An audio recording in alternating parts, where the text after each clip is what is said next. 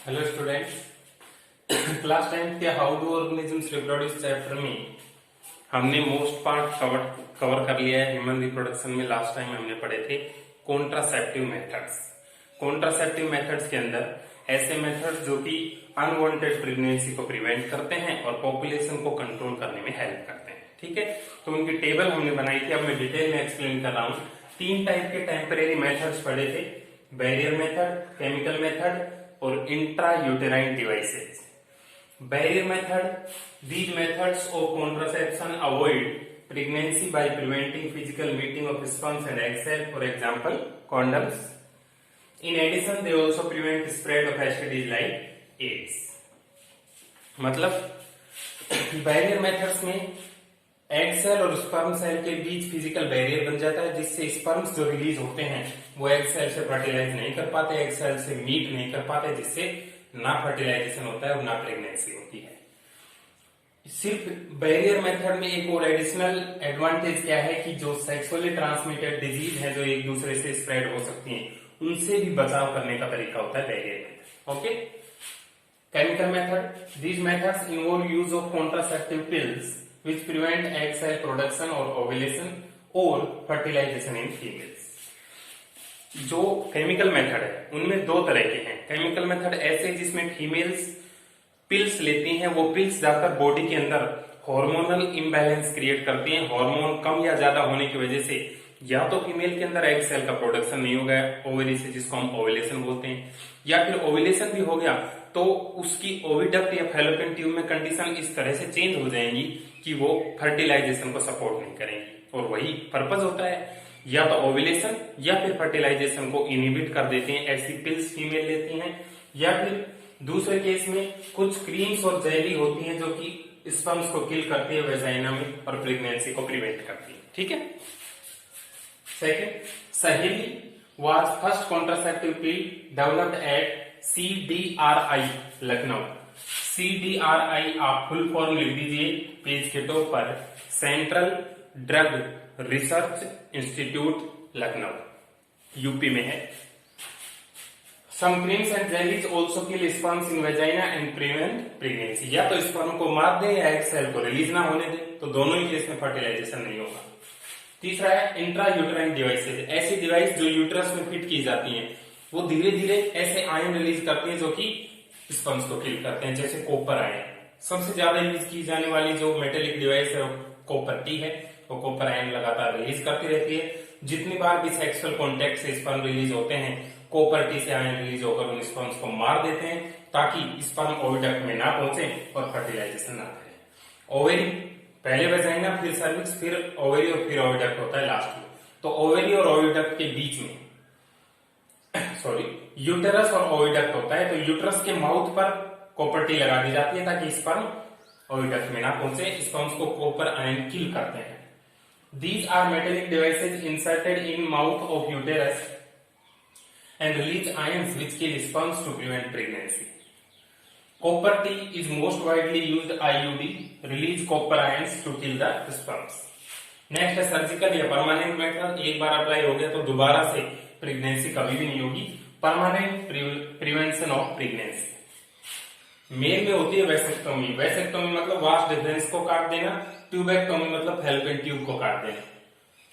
Vasectomy, small portion of vas deferens is cut and tied properly. आपको पता होगा दोनों ही टेस्टिस से वास्ट डिफरेंस निकल के आती है और यूरेथ्रा में जाती है। तो टेस्टिस से स्पर्म बनने के बाद वास्ट डिफरेंस के थ्रू यूरेथ्रा में जाते हैं, तो दोनों वास्ट डिफरेंस को सर्जिकली कट करके बांध दिया जाता है, जिससे स्पर्म टेस्टिस में बनेंगे लेकिन यूरेथ्रा में कभी भी नहीं आएंगे, जिससे कि प्रेगनेंसी प्रिवेंट हो जाएगी। As the result sperm transfer is prevented, hence also pregnancy. Tubectomy female में होती है, small portion of oviduct is cut and tied properly. Diagram को, इमेज को देखें आप, ओवरी से एग सेल रिलीज होकर आ रहा था यूट्रस की तरफ ओविडक्ट के थ्रू, इधर भी ओविडक्ट के थ्रू, तो ओविडक्ट को भी सर्जिकली काट दिया जाता है, जिससे एग सेल रिलीज होकर ओविडक्ट से यूट्रस में ना पहुंचे और फर्टिलाइजेशन वहां पर नहीं होगा। As fallopian tube is blocked, no fertilization and pregnancy occurs. Temporary methods are reversible while surgical methods are irreversible. Barrier, chemical और आईयूडी तीनों रिवर्सिबल मेथड है, इसका मतलब ये है कि जब ये मेथड यूज होंगे तो प्रेगनेंसी नहीं होगी और जब यूज नहीं होंगे तो वापस से हो जाएगी। इन मेथड्स को 2 कंटिन्यूस चिल्ड्रन में गैप प्रोवाइड करने के लिए भी यूज किया जाता है, जबकि ये 2 मेथड सिर्फ पॉपुलेशन कंट्रोल के लिए ही काम आते हैं, जिसमें एक बार अगर ये मेथड अप्लाई हो गया तो दोबारा से प्रेगनेंसी के चांसेस 0%। ठीक है, तो ये पॉपुलेशन कंट्रोल के मेथड है। लास्ट 3 छोटे छोटे टॉपिक और मैं एक्सप्लेन कर देता हूं। इनफर्टिलिटी, IVF और टेस्ट ट्यूब बेबी और STDs। ठीक है, ये लिखें एग्जैक्टली इस तरह से नोट्स बनेगा।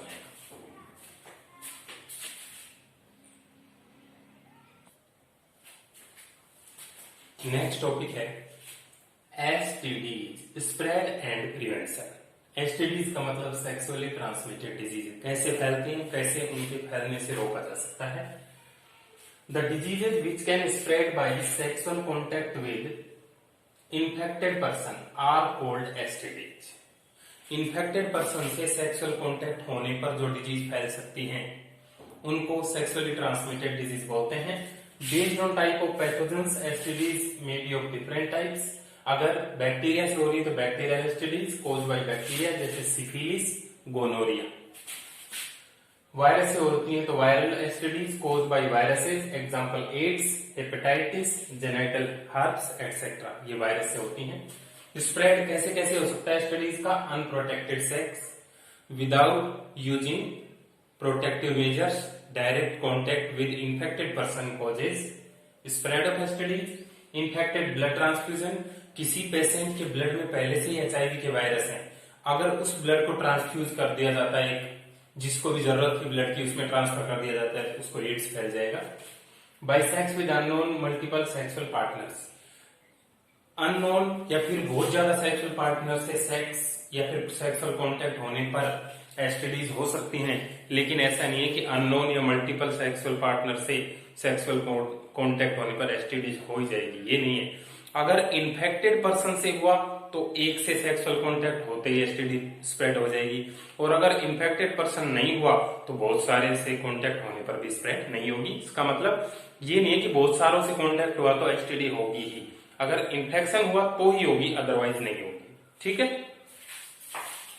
इसके अलावा एक और आप ऐड कर दीजिए, fourth, by using infected needles, blades and other surgical instruments. ठीक है, 4 हो गए। इधर बाय प्रोटेक्टेड, यहाँ पर प्रिवेंशन, प्रोटेक्टेड सेक्स, जैसे मैंने बैरियर मेथड बताया था वो भी STD से बचाता है। By taking blood from blood bank only, blood bank जो ऑथराइज्ड ब्लड बैंक होती है वहीं से ब्लड लें, जिससे STDs फैलने के चांसेस कम होंगे। Bye avoiding sex with unknown और मल्टीपल सेक्सुअल पार्टनर्स, अवॉइड करना चाहिए जिससे कि स्प्रेड के चांसेस कम होंगे। और फोर्थ, बाय यूजिंग, यहां पर लिखना है, by using disposable needles, blades, syringes and other surgical instruments. ठीक है, तो ये फैलने के तरीके, ये बचाव के तरीके। उसके बाद है इनफर्टिलिटी। इनफर्टिलिटी का मतलब होता है ऐसा केस जिसमें फीमेल कंसीव नहीं कर पाती, प्रेग्नेंट नहीं हो पाती और उनके बच्चे नहीं हो पाते, ऐसे कपल्स के, उस केस को बोलते हैं इनफर्टिलिटी। तो इनफर्टिलिटी मेनली क्यों हो सकता है, क्या क्या कारण है, मैं कुछ लिखवाऊंगा, देखो। पहले तो डेफिनेशन लिखिए, the condition in which females become unable to be pregnant and such couples can not have child. ऐसी कंडीशन जिसमें फीमेल प्रेग्नेंट नहीं हो पाती, अनप्रोटेक्टेड सेक्स के बाद भी प्रेग्नेंट नहीं हो पाती और उनके बच्चे नहीं हो पाते, उनमें प्रॉब्लम होती है इनफर्टिलिटी की। ठीक है, तो इनफर्टिलिटी की problem, the cause may be due to problem in either male और फीमेल पार्टनर। अब इनफर्टिलिटी की प्रॉब्लम यानी कि जाइगोट नहीं बनना, एम्ब्रियो नहीं बनना, चाइल्ड का डेवलपमेंट नहीं होना, ये प्रॉब्लम किस में हो सकती है, मेल में या फीमेल में, किसी में भी हो सकती है, लेकिन सोसाइटी में ज्यादातर फीमेल्स को इसके लिए ब्लेम किया जाता है। ठीक है, स्पेशली वहां पर जहां पर लिटरेसी रेट बहुत कम है, ऐसे स्टेट्स में, वहां पर फीमेल को ही ब्लेम किया जाता है, अदरवाइज दोनों में ही कमी हो सकती है। ठीक है, अब इसके बाद ये पॉइंट लिखा है ना आपने, प्रॉब्लम इन आइदर मेल और फीमेल पार्टनर। इसके बाद लिखें एग्जाम्पल, बाद में लिखना ये पॉइंट, एग्जाम्पल लिखें, लैक ऑफ स्पर्म प्रोडक्शन और less sperm production in male, lack of sperm production और less sperm production in male. दूसरा एग्जांपल लिखें, inability of male partner to transfer semen into female reproductive tract. Inability of male partner to transfer semen into female reproductive tract. Third, inactive sperms. 3 तो हो गए male में। Fourth लिखें, lack of ovulation in female. Fifth लिखें, lack of fertilisation and embryo development in female. ठीक है, तो 5 cause लिखवा दिए हैं जो इस पॉइंट के तुरंत बाद लिखने हैं। 5 कॉज लिखने के बाद अगला पॉइंट लिखें, the cure for infertility is IVF. अगर इनफर्टाइल हैं कपल्स तो या तो वो ऑर्फेनेज अनाथालय से बच्चे को अडॉप्ट कर लें, लेकिन क्योंकि इसमें बहुत सारी प्रॉब्लम आती है, सोशल प्रॉब्लम्स आती हैं, रिलीजन वगैरह को देखा जाता है, तो कपल्स चाहते हैं कि खुद का ही बच्चा हो। तो उसके लिए एक टेक्निक है, लेबोरेटरी में होती है आईवीएफ, मतलब इन विट्रो फर्टिलाइजेशन और test tube baby programme. In vitro term use की जाती है लेबोरेटरी में जो चीजें होती है उसके लिए। तो ऐसा फर्टिलाइजेशन जो लैब में हो, मतलब फीमेल की बॉडी के बाहर हो, उसको बोलते हैं इन विट्रो फर्टिलाइजेशन।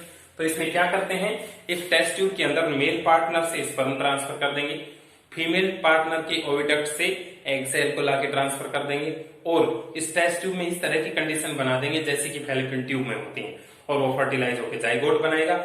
जाइगोट बनने के बाद उस जाइगोट को फीमेल के यूट्रस में ट्रांसफर कर देंगे। कंप्लीट बेबी का डेवलपमेंट फीमेल की बॉडी में होगा।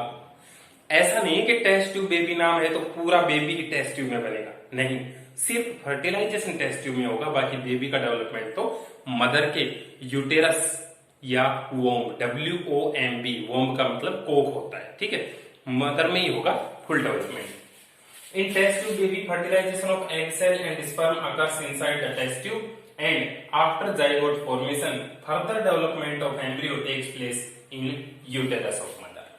ठीक है, तो ये एक कंडीशन है इनफर्टिलिटी की जिसके बारे में आपको लिखना है। ठीक है, देखिए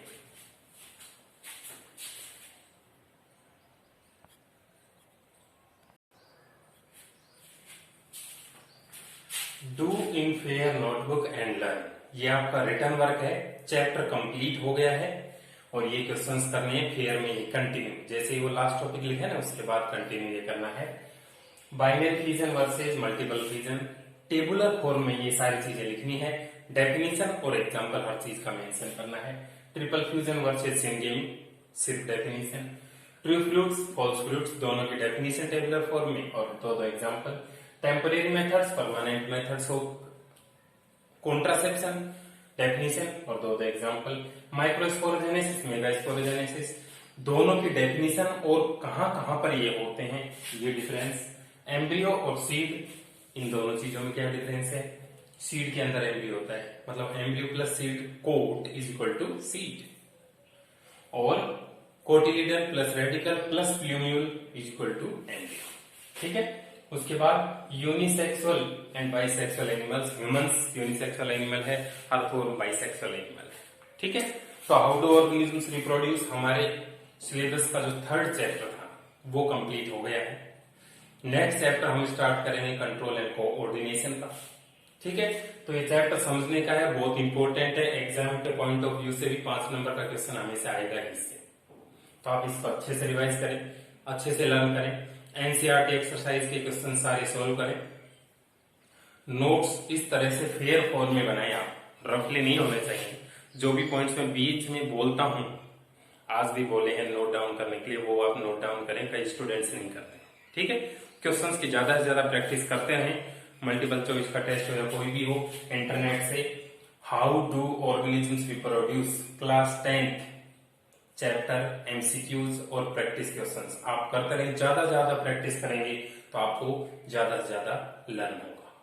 ठीक है, समझे आप? तो अच्छे से सभी रिवाइज करें, इंपॉर्टेंट चैप्टर है, बार बार मैं समझा रहा हूं, बोर्ड के लिए भी इंपॉर्टेंट है, बहुत जरूरी है आपको लर्न करना। मुझे आशा है आपको सभी को समझ में आ रहा हो। इससे रिलेटेड अगर कोई और सजेशन हो तो आप सेंड कर सकते हैं, बाकी ये बेस्ट वे है, आपको अच्छे से समझ में आ रहा होगा। साथ साथ करते रहें, इस टाइम को यूटिलाइज करें, आपके लिए यही बेस्ट होगा। Okay, good luck, thank you.